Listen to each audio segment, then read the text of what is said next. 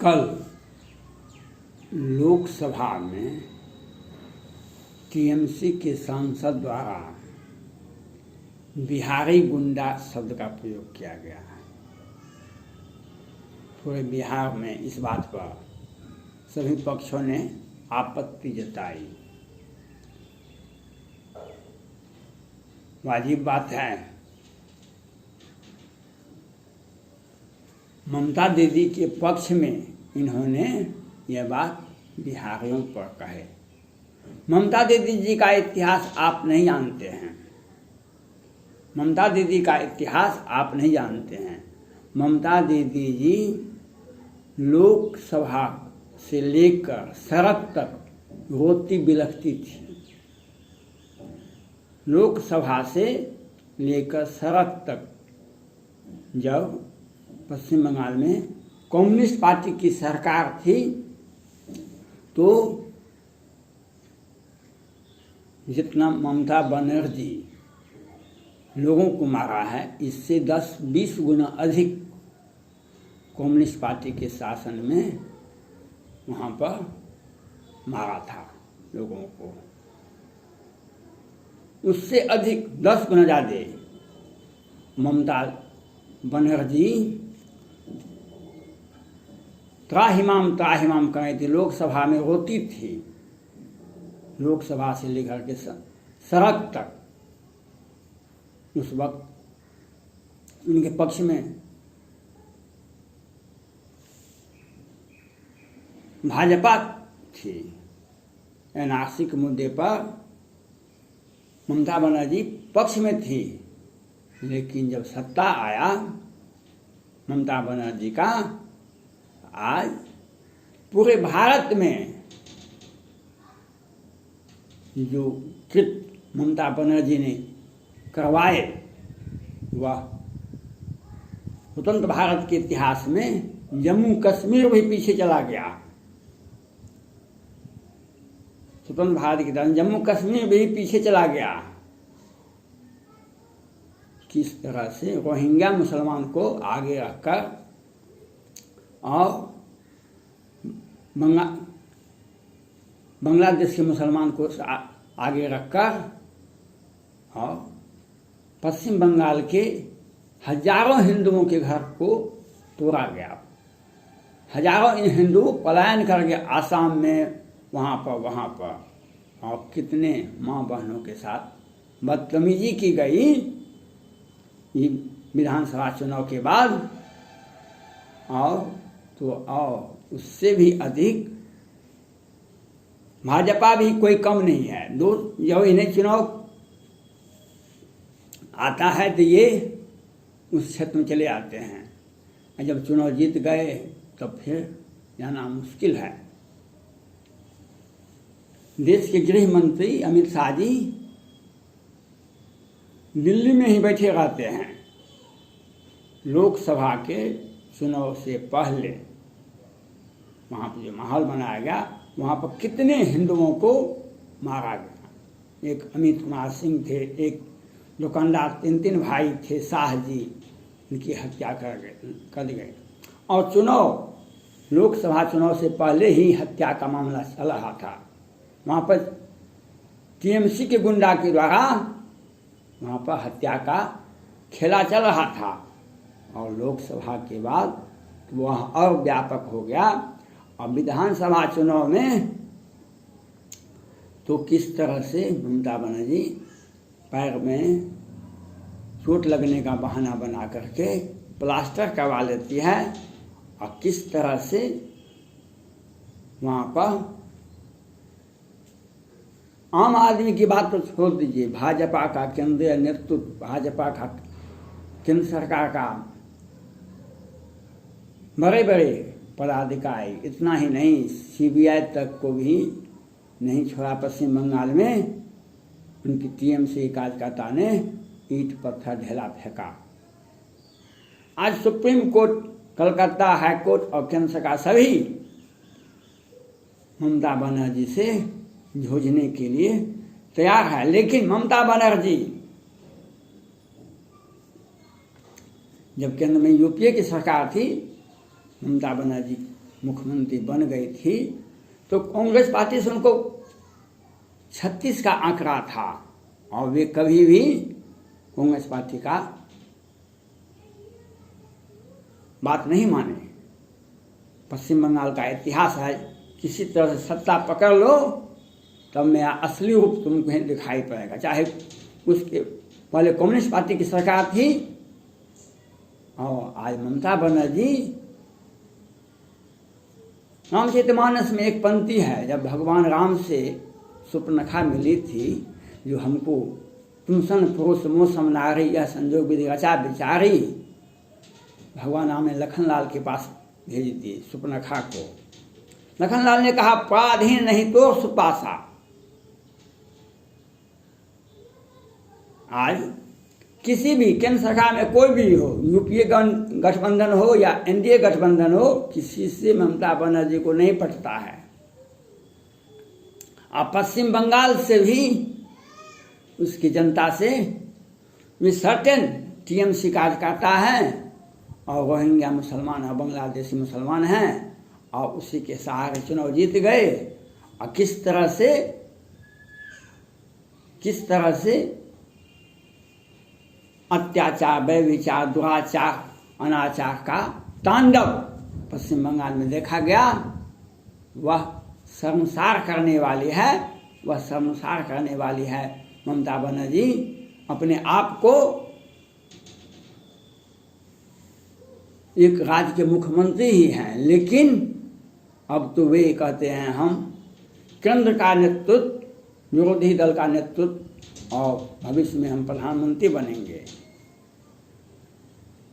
हो सकता है बन भी जाए, लेकिन ये देश और दुनिया को सोचना पड़ेगा, जो पश्चिम बंगाल में हिंदुओं के साथ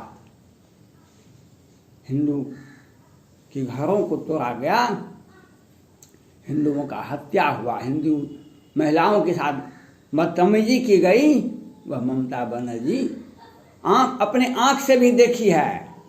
लेकिन सत्ता में रहते हैं तो लोग अनुभव होता है, लेकिन वह स्वीकार नहीं करते हैं।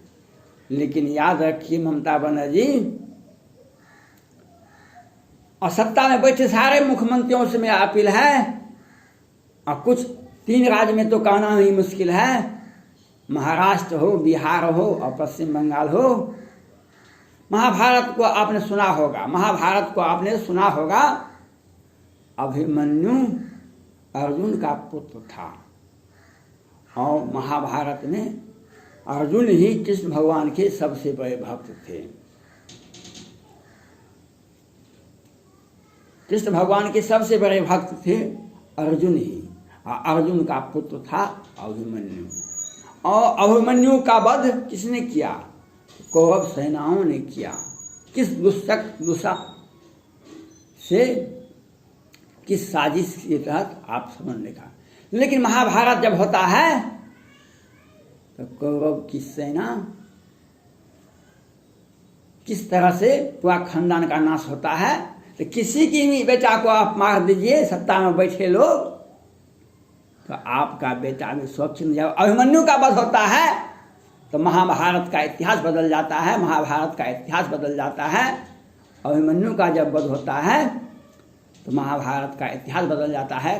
किस तरह से कौरव सेना का, सत्ता में बैठे हुए ममता बनर्जी हो कि पश्चिम बंगाल के मुख्यमंत्री हो, कि बिहार सरकार के मुख्यमंत्री हो, कि महाराष्ट्र सरकार के माननीय मुख्यमंत्री उद्धव ठाकरे हो, ये सत्ता में जब बैठते हैं तो रावण भी शर्मिंदा हो जाता होगा इन लोगों के देखने से। आज रावण भी शर्मिंदा हो जाता है। रावण ने कहा था तुम्हें जो किसी को भावे उसको पकड़ लो। रावण ने कहा था जो तुम्हें लोगों का धन लूट लो, लेकिन लोगों का अपहरण को, महिलाओं को। लेकिन रावण ने यह कहा था और खुद ने उसने सीता जी का हरण किया था। लेकिन आज महाराष्ट्र में देखिए, सुशांत सिंह राजपूत की हत्या किस तरह से होती, संदीप नाहर की हत्या किस तरह से, मनसुख हिरण्यकेश में किस तरह से खेल पड़ल जाता है। आज शिल्पा शेट्टी और कुंद्रा राज, शिल्पा शेट्टी और कुंद्रा राज, उसमें भी आदित्य ठाकरे जी आते हैं। आज बताइए महाराष्ट्र के माननीय मुख्यमंत्री उद्धव ठाकरे साहब कितना बचाइएगा। पश्चिम बंगाल में ममता बनर्जी कहते हैं कि बिहारी, उनकी संसद महोदय कहते हैं बिहारी गुंडे होते हैं।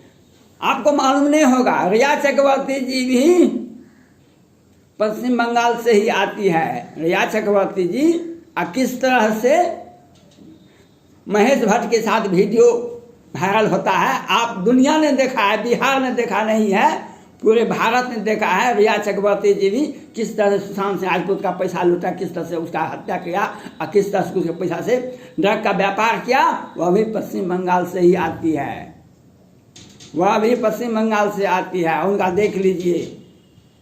और तो और ममता बनर्जी, जितने ही बेचारे हिंदुओं को आपने मरवाया कटवाया, आपको तो भगवान ने अच्छा किया जो आपने शादी नहीं किया, आपको कोई बाल बच्चा नहीं है, आपका घर परिवार नहीं है।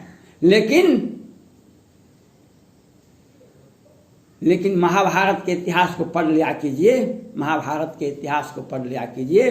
अभिमन्यु का वध होता है तो कौरव की सेना किस तरह से पूरा कौरव का खानदान का नाश होता है। सत्ता में बैठे व्यक्ति दूसरे व्यक्ति का हत्या करवाते हैं। किसी के बेटा का हत्या करवा दो तुम्हारा बेटा भी नहीं बचेगा, तुम्हारा भी खानदान नाश होगा। सत्ता में बैठे व्यक्ति, जब रावण नहीं रहा, कौरव नहीं रहा, कंस नहीं रहा, तो तुम्हारा कितना दिन का सत्ता है। ये प्रजातांत्रिक देश है, ये चीन नहीं है, ये कौन रूस नहीं है, ये भारत है। भारत सत्ता में बैठे 4 दिन में अपने आप को प्रधानमंत्री तक बनने के लिए सोचने लगते हैं। सत्ता में बैठे 4 दिन इसी तरह से मुख्यमंत्री बन गए। आप दिल्ली के तख्त को देखना शुरू कर देते हैं, दिल्ली का तख्त देखना शुरू करते हैं। यह नहीं कहते हैं, इतिहास उठा के देख लीजिए, दिल्ली को देखा उसका अपना भी मुख्यमंत्री पद चला गया। आज भारत में एक ही मुख्यमंत्री हैं, इसे अनेकों हैं। लालू प्रसाद यादव जी भी कभी दिल्ली पर चढ़ाई नहीं की, कभी नहीं कहे। हाल फिलहाल में उन्होंने बयान दिया हम दिल्ली को छोड़ो।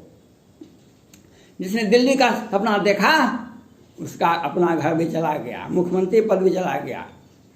लेकिन ममता बनर्जी मुख्यमंत्री आते हुए किस तरह से उनके कार्यकर्ता और उनकी सरकार और वे किस तरह से हिंदुओं के साथ किए, वह भारत के इतिहास में इससे गुंडा राज कहीं नहीं मिलेगा।